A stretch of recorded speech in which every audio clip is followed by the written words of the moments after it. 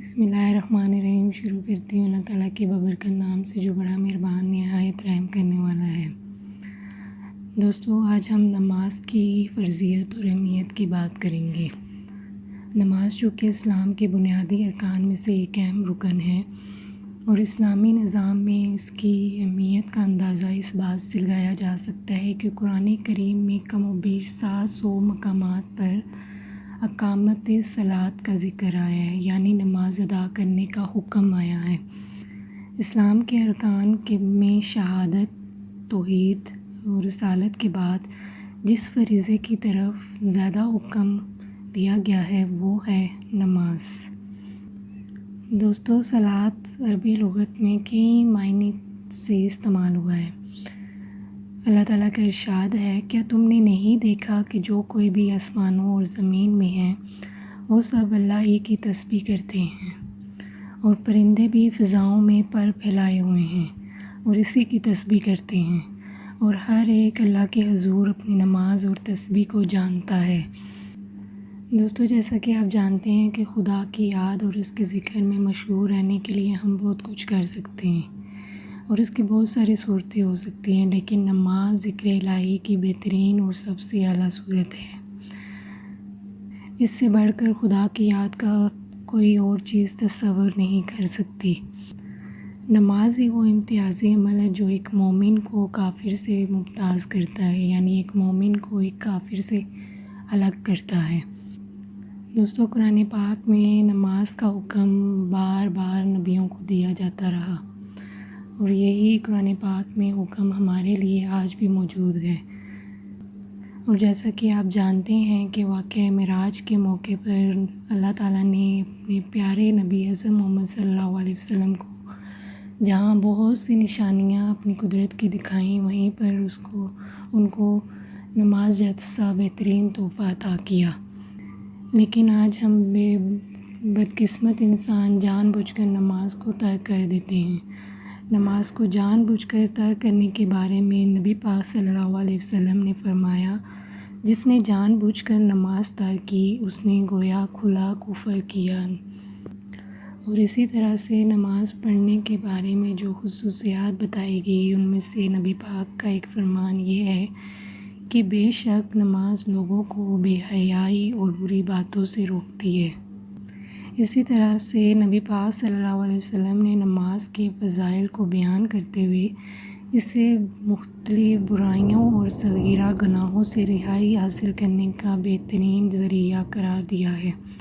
آپ صلی اللہ علیہ وسلم نے اپنے صحابہ پر نماز کی افادیت بہت اچھے طریقے سے واضح کر دی، جسے حدیث مبارکہ کے الفاظ میں یوں بیان کیا گیا ہے کہ کیا تم نہیں دیکھتے ہو کہ اگر تم میں سے کسی کے دروازے کے سامنے نہر بہہ رہی ہو جس میں وہ ہر روز 5 مرتبہ غسل کرے تو کیا اس کے جسم پر کچھ میل کچیل باقی رہ جائے گی؟ انہوں نے عرض کیا، اس پر کچھ میل باقی نہیں رہے گی۔ تو آپ صلی اللہ علیہ وسلم نے فرمایا، یہی 5 نمازوں کی مثال ہے، اور اللہ تعالیٰ ان کے ذریعے گناہوں کو مٹا دیتا ہے۔ سبحان اللہ۔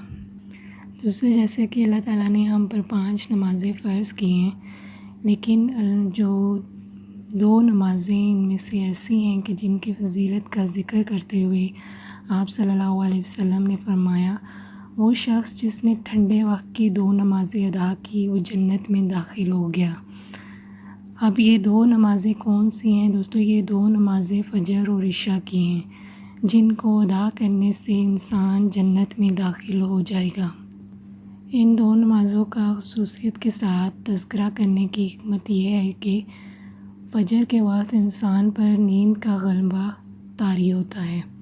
ہوا کے خوشگوار اور خواب آور جھونکے اسے تھپکیاں دے دے کر خواب شیریں کی آغوش میں لے جاتے ہیں، اور وہ دنیا و مافیہ سے بے خبر گہری نیند کے مزے لینے لگتا ہے۔ ان لمحات میں نیند سے بیداری نفس انسان پر بہت اچھے طریقے سے گزرتی ہے، اور شیطان ہر حربے سے اس سے غفلت کی نیند میں پڑا رہنے پر اکساتا رہتا ہے۔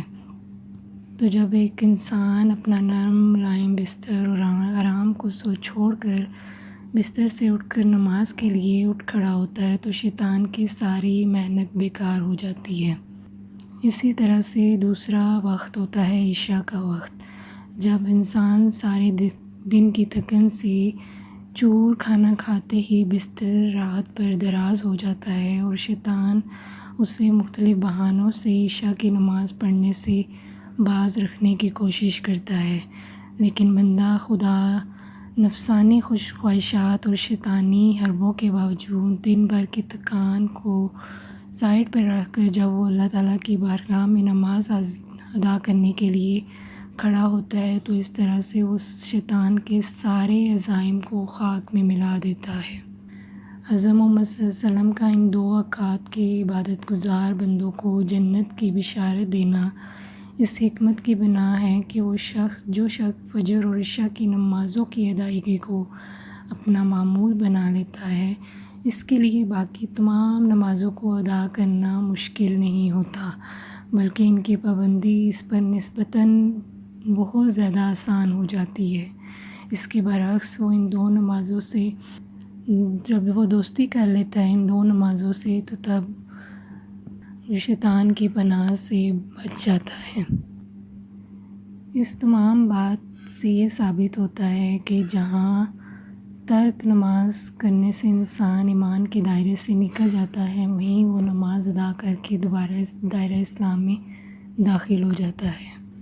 دوستو، اللہ تعالیٰ ہمیں 5 وقت نماز ادا کرنے کا عادی بنا دے اور اس کے ساتھ ہی ہمیں مختلف گناہوں سے بھی بچائے، آمین۔